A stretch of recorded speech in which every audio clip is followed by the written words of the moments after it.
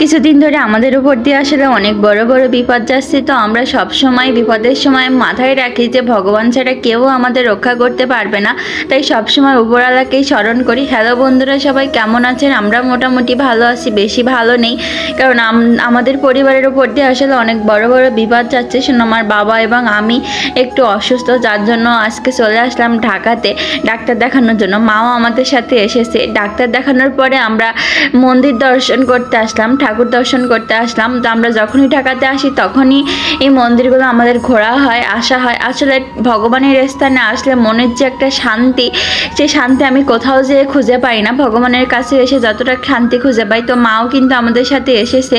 মা আগে কখনো এই মন্দিরে আসেনি, আমরা অনেকবারই এসেছি। যখনই ঢাকাতে আসি তখনই এই মন্দিরে আমি আসি। আমার কাছে অনেক ভালো লাগে, অনেক শান্তি লাগে ভগবানের স্থানে আসলে।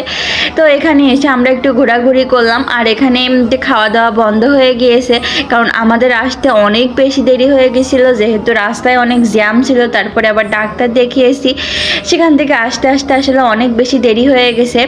তো আমরা প্রথমে গেছিলাম লোকনাথ বাবার মন্দিরে। লোকনাথ বাবার মন্দিরে ঠাকুর দর্শন করে আমরা চলে আসলাম ইস্কন মন্দিরে। এই যে দেখতে পাচ্ছেন, অনেক বড় করে ইস্কন মন্দির তৈরি হচ্ছে। এই মন্দিরটা হবার পরে বাংলাদেশের সব থেকে বৃহত্তম অনেক বড় মন্দির হবে এই। তো এর আগে যতবারই এসেছি আমার এই ঠাকুর দর্শন করা হয়নি, এই প্রথমবার ঠাকুর দর্শন করতে পারলাম। আসলে সবসময় ঠাকুরের দরজাটা বন্ধ থাকে, তালা দেওয়া থাকে। যখন কোনো একটা নির্দিষ্ট সময়ে তালা খুলে ঠাকুরের পূজা দেওয়া হয়। তো আজকের ব্লগটি কেমন লাগলো সবাই অবশ্যই জানাবেন। আজকের মতো টাটা, দেখা হবে নতুন একটা ব্লগে। সবাই ভালো থাকবেন, সুস্থ থাকবেন।